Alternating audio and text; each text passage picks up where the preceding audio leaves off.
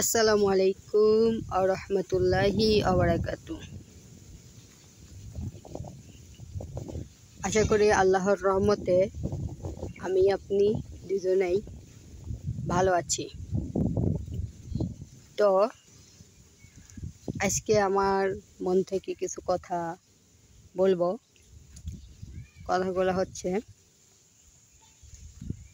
আমরা সকলে মুসলমান। আল্লাহ তাআলা পবিত্র কোরআনে বলেছেন,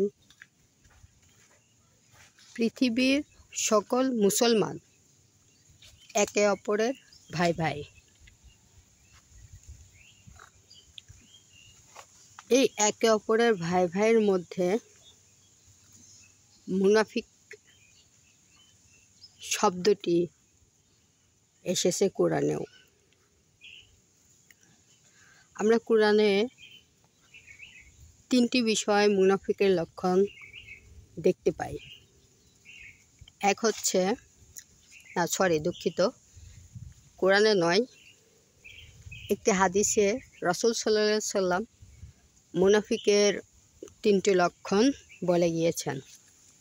একটি হচ্ছে যে কথা দেয়, কথা রাখে না, আমানত খেয়ানত করে, আর মিথ্যা কথা বললে মিথ্যা বলে। এক বাপের 3 সন্তান থাকে। পৃথিবীতে প্রতিটি ঘরেই নিজস্ব ভাই থাকে, রক্ত সম্পর্ক। আর সেই ভাইয়ের মাঝেও আমরা মুনাফিক দেখতে পাই।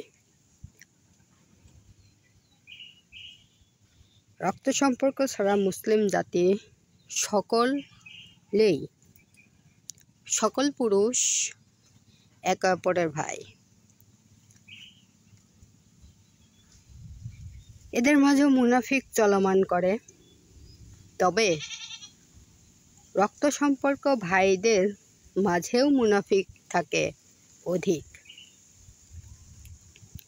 তারা নামাজও পড়ে, কথাও বলে, সব কিছু ঠিক আছে, তবুও তারা ভাইয়ের কাছে মিথ্যা বলে।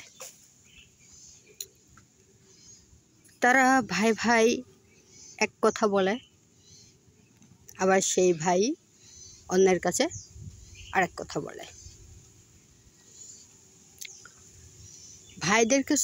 ভাইদের মাঝে নিজের স্বার্থের জন্য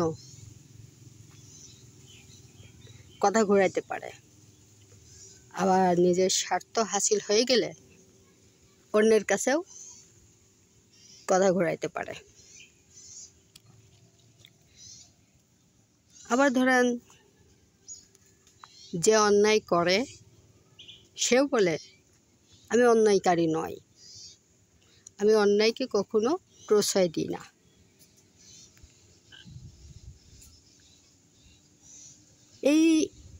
এইগুলো হচ্ছে এক ধরনের মুনাফিকের লক্ষণ। একটা কথা আমি বুঝি না, এক মায়ের পেটে বা এক বাপের সন্তান হয়ে কেন শত্রুতা করে? কেন ভাইয়ে ভাইয়ে মুনাফিকের পরিচয় দিতে যায়? দুনিয়ার সম্পদের জন্য আমরা ভাইদের সাথে সম্পর্ক বিচ্ছেদ করি। আবার এমন অনেক পরিবার আছে যে ভাইদের জন্য বউয়ের সাথে সম্পর্ক নষ্ট করি। যারা বউয়ের কথায় ভাইদের সাথে সম্পর্ক বিচ্ছেদ করে, আমি মনে করি তারা পুরুষ জাতিই নয়।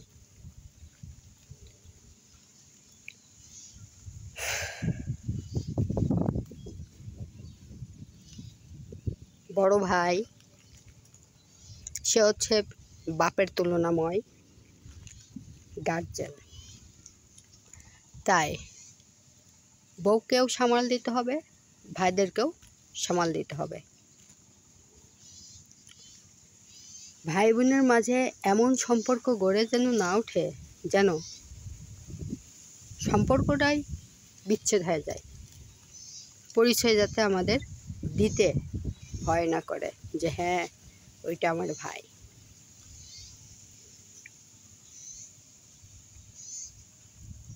কখনো বউয়ের পক্ষে হয়ে ভাইকে গালাগালি করা যাবে না, আবার কখনো ভাইয়ের পক্ষ হয়ে বউকে গালাগালি করা যাবে না, কারণ এগুলোও কিন্তু মুনাফিকের লক্ষণ দেখা যায়।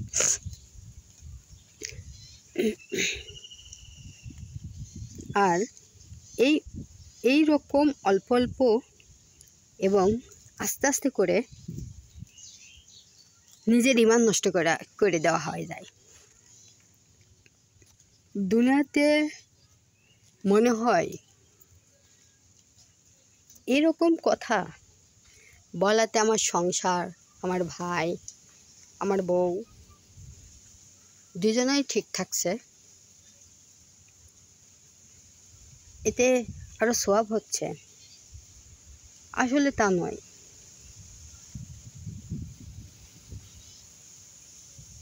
এটা ঈমান নষ্ট করে, ছোট ছোট গুনাহ সৃষ্টি হয়। ভাইকে শত্রুদের মুখে ঠেলে দেবেন না, বউকেও বাঘের সামনে ঠেলে দেবেন না, দুই দিকে বিপদ। বউ আর ভাই দুইজনকেই আশ্রয় দেওয়া সমান অপরাধ। তাই শাসন দুজনকেই করা উচিত, দুজনকেই সামলানো উচিত। যদি মুনাফিক হতে না চান এবং আপনার ঈমান যদি নষ্ট করতে না চান, তাহলে পবিত্র কোরআন এবং হাদিস অনুযায়ী ভাই এবং বউকে সমান চোখে দেখুন। পবিত্র কোরআন এবং হাদিসে যেরকম বলা আছে আপনিও সেই রকমই বিচার করুন, ন্যায় ইনসাফ ভিত্তিক, এবং সাথে আপনার ঈমানকে মজবুত করুন। প্রিয় গাইস, আমার কথাগুলো ভালো লেগে থাকলে অবশ্যই সাবস্ক্রাইব করবেন। আরেকটি কথা বলতেই হয়, সেটা হচ্ছে এই যে আমি কথাগুলো বললাম, এই কথার মাঝে হয়তো আমার ভুল ত্রুটি থাকতেই পারে। আমি তো মানুষ, আমি ভুল করতেই পারি। তাই আপনাদের উচিত আমাকে ক্ষমা করে দেওয়া, আর ভুল কোথায় সেটা আমাকে ধরিয়ে দেবেন। আমি এই ভুলটা শুধরে নেব। ধন্যবাদ সবাইকে। আর একটি কথা, আমার চ্যানেলটি সাবস্ক্রাইব করতে ভুলবেন না। লাইক, কমেন্ট, শেয়ার দুটোই করবেন। ধন্যবাদ। আসসালামু আলাইকুম ওয়া রাহমাতুল্লাহি ওয়া বারাকাতুহু।